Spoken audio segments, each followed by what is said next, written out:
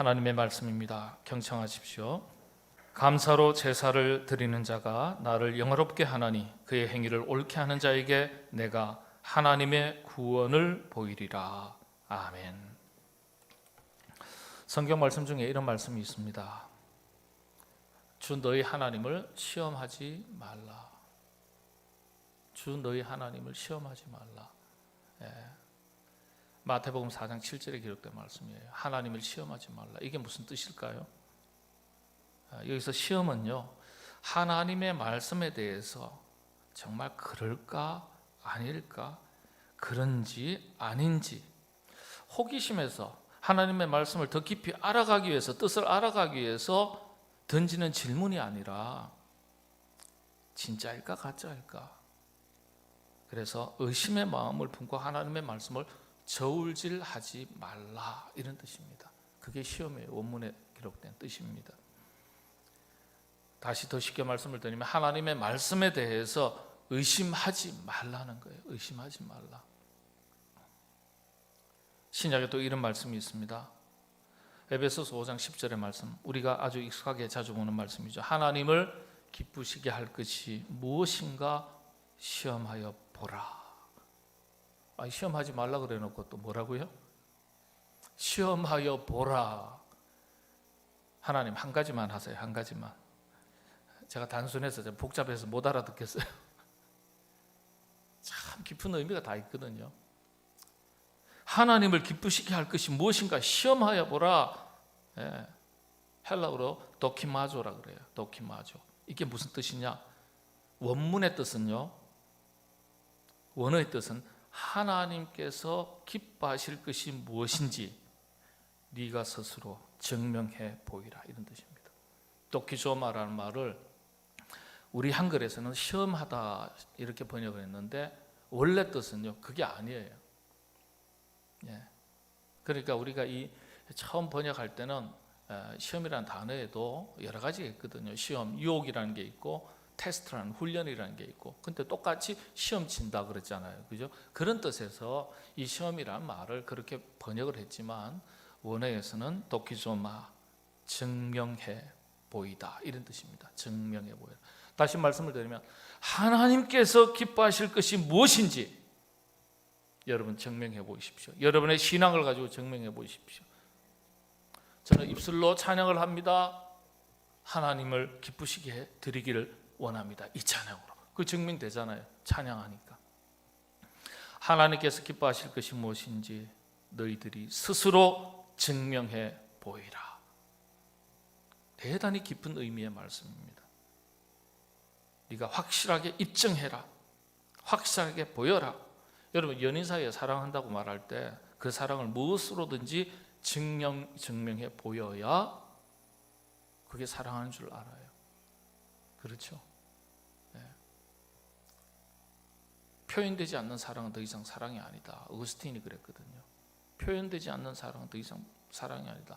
입술의 고백이든지 선물이든지 아니면 자기 자신의 헌신과 희생의 삶이든지. 믿음의 선조들은 순교하면서 하나님을 기쁘시게 하기 위해서 목숨을 던졌습니다. 자기 자신의 목숨을 던진 것으로서 증명해 보인 거예요. 그처럼 증명하라는 거예요. 하나님께서 기뻐하시도록 증명해 보이라는 거예요. 갑자기 분위기가 좀 싸한데 부담스러우세요? 뭐 증명해 보이라 그러니까 확 부담감이 올 수 있는데 그게 진짜라는 거예요. 그게. 하나님께서 기뻐하시는 성경을 기준으로 세 가지가 있습니다. 첫 번째는요, 영혼이 주께로 돌아오는 거예요. 회개하고 영혼이 주께로 돌아오는 거예요. 하나님 가장 기뻐하시는 거예요. 누가복음서 19장 10절에 말씀이 있습니다. 근데 누가복음 15장에 보면 에반겔리오, 복음 중에 복음이라고 우리를 향하시는 하나님의 사랑을 가장 잘 표현한 드라마틱한 세 가지 비유가 있다 그래요. 여러분 잘 아시죠? 이런 양의 비유, 이런 동전, 드라크마의 비유, 그리고 집 나간 아들이 돌아올 때 이런 아들의 비유 이야기. 복음 중에 복음이다, 그렇게 말합니다. 놀랍게도 이 이야기 끝에는요, 공통적으로 같은 의미의 표현들이 반복됩니다. 기록되어 있어요. 이 기록을 통해서 하나님께서 기뻐하시는 것이 무엇인지를 우리에게 보여주는 거예요. 누가복음서 15장 6절에 보면 나와 함께 즐기자, 나의 잃은 양을 찾아내었노라. 양 한 마리 잃어버렸는데 다시 찾았다는 거예요. 너무 기뻐요. 양 한 마리 가지고 이렇게 기뻐하실 수 있겠어요? 기쁘긴 기쁘겠죠. 그런데 나와 함께 즐기자, 잔치를 벌인다는 거예요. 아이고, 양 한 마리보다도 뭐예요? 비용 더 들겠어요. 예. 돼지 몇 마리 잡아야지 잔치할 텐데. 함께 즐기자. 회개하면 기쁨이 되느니라. 회개하면 기뻐하는 것보다 더하리라. 여기 보십시오. 양 한 마리 잃었던 것을 되찾았을 때 함께 즐기자, 기뻐한다. 그 말 다음에 이 말이 나와요. 회개하면 하늘에서는 회개할 것 없는 의인 99으로 말미암아 기뻐하는 것보다 더하리라. 근데 놀랍게도 이 표현이 세 가지 비유에 공통으로 반복됩니다. 예. 드라크마 동전 이야기 볼까요? 9절에 보면 나와 함께 즐기자, 찾았다는 거예요. 이런 드라크마를 찾아내어노라 하리라. 그러고 나서 똑같은 말을 해요. 동전 찾았는데 10절에 보면 회개하면, 이와 같이 회개하면 하나님의 사자들 앞에서 기쁨이 되느니라. 자, 이번에 탕자 아들 회개하면, 돌이켜 회개했다 그랬어요. 이에 스스로 돌이켜 회개하고 아버지의 집으로 돌아왔어요. 회개한 거죠. 그랬더니 아버지가, 성경이 어떻게 기록하고 있습니까? 우리가 먹고 마시자, 먹고 즐기자, 잃었다가 다시 얻었노라 하니 그들이 즐거워하더라. 잃었다가 얻었기로 즐거워하고 기뻐하는 것이 마땅하다 하니라. 반복해서 기록돼요. 참 신기한 건 세 번 다 잔치를 크게 벌인다는 거예요. 양을 되찾았을 때, 돈을 되찾았을 때, 잃은 아들을 되찾았을 때. 많고 적음에 대한 문제가 아니에요. 동전 한 입 얼마 안 돼요. 그보다는 조금 더 커요, 양 한 마리는. 아들은 이건 비교할 수 없는 거예요. 많고 적음에 관계없이 이런 것을 회복할 때 하나님 크게 기뻐하신다는 거예요. 이런 말씀을 기준으로 할 때 복음의 사명을 잘 감당해서 영혼을 많이 구원하는 교회와 그리스도인들이, 하나님의 일꾼들이 하나님의 가장 큰 기쁨이 되는 것입니다. 이걸 가지고 우리가 우리의 신앙을 증명해 보여야 되는 거예요. 증명해 보여야 돼요. 여러분들, 영혼을 살리는 일에 아름다운 열매를 맺어가시는 여러분 다 되시기를 바랍니다. 네. 선교도 그런 일이고요. 전도도 그런 일이고요. 기도도 그런 일입니다. 영혼을 살리는 기도. 네. 두 번째는요, 하나님께서 크게 기뻐하시는 것, 믿음입니다. 히브리서 11장 1절, 우리 같이 한번 한 목소리를 읽어보시겠습니다. 믿음은 바라는 것들의 실상이요 보이지 않는 것들의 증거니 그랬습니다. 믿음은, 그죠? 믿음은, 이 믿음이 얼마나 중요하냐. 로마서의 말씀이나 이 히브리서 1장 1절 2절의 말씀을 이어서 계속하면요, 믿음이 없이는 하나님을 기쁘시게 하지 못하나니, 이렇게 기록되어 있어요. 믿음이 없이는 하나님을 기쁘시게 하지 못하나니. 그러니까 이 말씀을 기준으로 볼 때는 하나님은요, 지금도 믿음 있는 자를 찾으시고 믿음 있는 자를 보기를 원하세요. 그리고 믿음 있는 자를 기뻐하시는 거예요. 여러분, 로마서에 보면은 의인은, 오직 의인은 믿음으로 말미암아 살리라. 하나님은 이런 믿음 있는 자를 보기를 원하시고 찾으시는 거예요. 그런 믿음 있는 자를 선택하셔서 하나님의 나라의 일꾼으로 쓰시는 겁니다. 그러니까 우리가 믿음 생활 잘 해야 될 이유가 여기 있습니다. 1차적으로는 우리의 믿음을 보시고 하나님께서 기뻐하시기 때문에 여러분의 믿음이 하나님의 기쁨되는 믿음이 되시기를 바랍니다. 세 번째는요, 하나님께서 기뻐하시는 것, 성경 기준으로 예배입니다. 예배. 로마서 12장 1절 한번 보시겠습니다. 그러므로 형제들아, 내가 하나님의 모든 자비하심으로 너희를 권하노니 너희 몸을 하나님이 기뻐하시는 거룩한 산 제물로 드리라. 이는 너희가 드릴 영적 예배니라. 하나님께서 기뻐하시는 게 영적 예배예요. 근데 이 영적 예배는 어떤 거예요? 우리 몸을 산 제물로 드리는 예배. 이걸 말하는 거예요. 네. 이렇게 하나님께서 기뻐하시는 것이 무엇인지 분명하게 가르쳐주고 있습니다. 예배를 하나님 기뻐하세요. 하나님께서 그렇게 기뻐하시는 예배인데 이 코로나가 영적인 엄청난 도전이라는 게 뭐예요? 우리로 하여금 하나님께서 그렇게 기뻐하시는 예배를 못 드리게 하는 장애물이에요. 걸림돌이에요. 큰 도전이 된 거예요.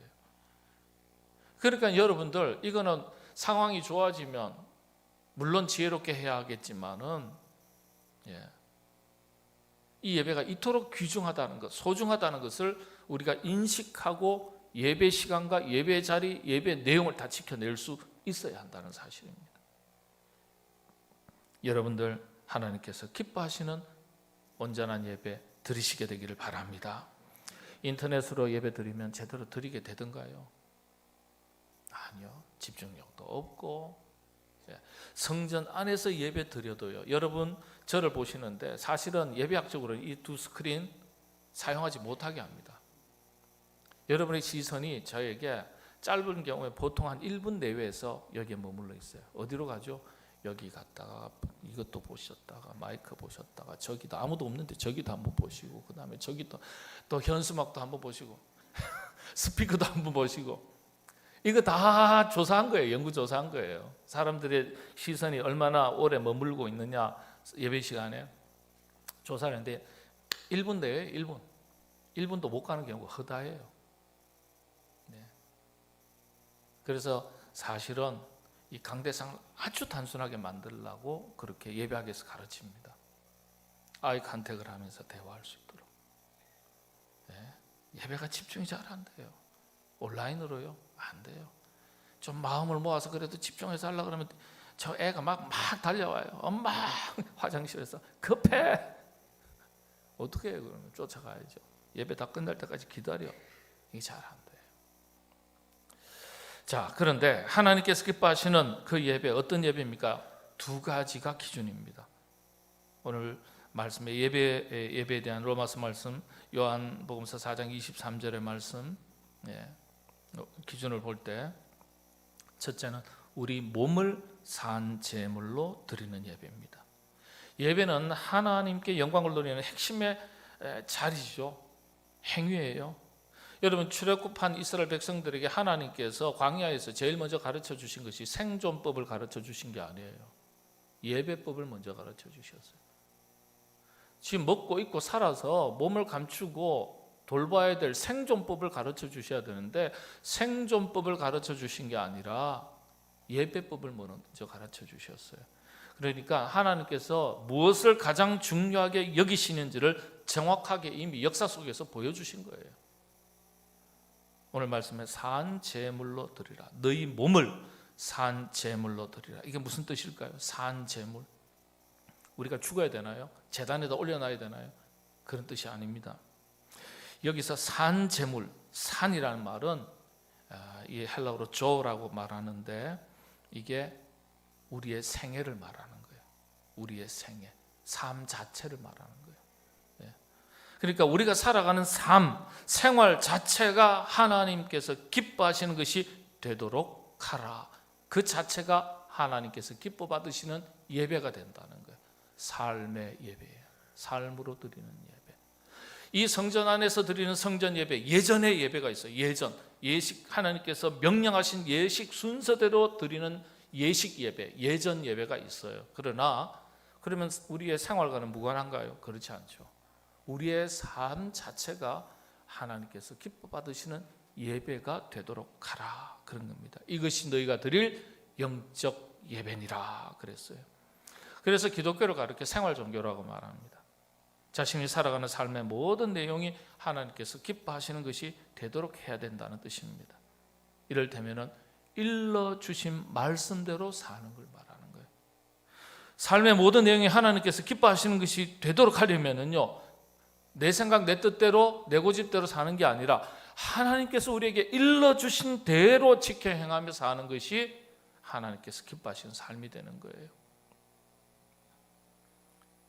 그걸 더 압축해서 한 단어로 만들면요, 말씀 앞에 순종이에요. 말씀 앞에. 그래서 순종이에요. 그러니까 여러분, 레위기에도 그런 말씀이 있지 않습니까? 순종이 뭐보다 낫다고요? 제사보다 낫다. 그럼 순종과 제사가 분리되어 있습니까? 아니에요. 순종의 삶이 녹아든 예배라야 하나님께서 기뻐 받으시는 예배가 된다는 거예요.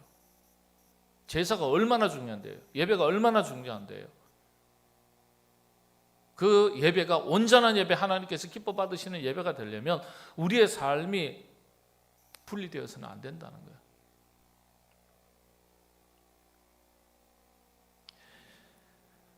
그래서 생활 종교라는 말이 생겨난 겁니다. 자, 그렇다면 하나님께서 또 기뻐하시는 예배는 어떤 예배입니까? 첫 번째로 뭐라고요? 여러분들, 우리 몸을 산 제물로 드리는 예배, 너희가 드릴 영적 예배니라 그랬어요. 그러면 두 번째는요, 시편 50편 오늘 본문 말씀입니다. 감사로 드리는 제사. 오늘 말씀에 감사로 제사를 드리는 자가 나를 영화롭게, 한자예요, 영화가. 우리 순수 한글로 바꾸면 나를 기쁘게 하나니, 그런 뜻입니다. 하나님께서 기뻐하시는 제사, 감사로 드리는 예배, 제사입니다. 하나님 우리의 예배를 기뻐 받으시는데, 첫째는 산제물, 곧 생활 속에서 말씀대로 살아가는 순종의 삶을 기뻐하시고, 그 다음으로 감사로 드리는 예배를 하나님께서 기뻐하시는 겁니다. 감사로 드리는 제사, 모든 예배의 핵심이에요. 하나님 앞에 감사로 드리는 예배가 하나님을 기쁘시게 하는 거예요. 여러분, 하나님을 기쁘시게 하는 예배를 항상 드리시게 되기를 바랍니다. 우리의 감사가 이런 감사가 되기를 원합니다. 어떤 감사일까요? 여러분, 사르밧 과부의 이야기 잘 아시잖아요. 사르밧 과부가 드린 감사, 또 두 렙돈을 드린 이름 없는 여인의 감사, 두 렙돈의 예물을, 물질을 드린 여인의 감사. 성경에는 연보라고 되어 있습니다. 연보, 구제헌금이에요. 구제헌금. 아니, 지금 본인이 지금 구제의 대상인데, 본인이 제일 어려운데, 최악인데 누굴 구제를 해요? 근데 그 여인이 나보다 혹시 더 어려운 사람이 있지 않을까 하고 구제헌금 드린 거예요. 감사함으로. 사르밧 과부의 이름이 기록되어 있지 않습니다. 두 렙돈을 드린 여인의 이름도 기록되어 있지 않습니다. 이름이 없는 걸까요? 아니요. 하나님 말씀대로요. 무명한 자 같으나, 이름이 없는 자 같으나 유명한 자요. 그 말씀이 이 여인을 두고 하시는 말씀 아니겠어요? 주님 이 땅에 다시 오실 때까지 이 여인들이 행한 일들은 만천하의 믿음의 백성들에게 날마다 선포되는 이야기입니다. 무명한 자입니까? 아니요. 이름 있는 자예요. 이 여인들이 드린 감사가 어떤 감사입니까? 여러분, 추수감사 절기이기 때문에 한번 우리가 드리는 감사에 대해서 좀 생각하고 드리자 이거예요. 그냥 늘 반복적으로 그냥 때가 되었구나 이런 감사가 아니라 무엇인가 좀 의식 있게 의미를 살려서 하나님의 은혜를 돌아보면서 하나님 앞에 드리면 얼마나 하나님께서 기뻐하시겠어요. 감사로 드리는 제사, 예배를 하나님 기뻐하신다 그러셨으니까. 이 여인들이 드린 감사가 어떤 감사입니까? 최악에서 최선을 드린 감사라는 점이에요. 최악의 상황에서 최선을 드린 감사입니다. 풍족한 가운데 드린 감사가 아니에요. 물론 풍족한 가운데서, 잘 이룬 것 가운데서, 얻은 것 가운데서 하나님 앞에 최선을 다해서 드릴 수 있습니다. 그것도 귀한 거예요. 그런데 이 여인들은 어떤 여인들입니까? 최악의 상황에서 최선을 드린 거예요. 여러분, 최악의 상황에서 최선을 드리는 것은 아무나 할 수 있는 것 아니죠.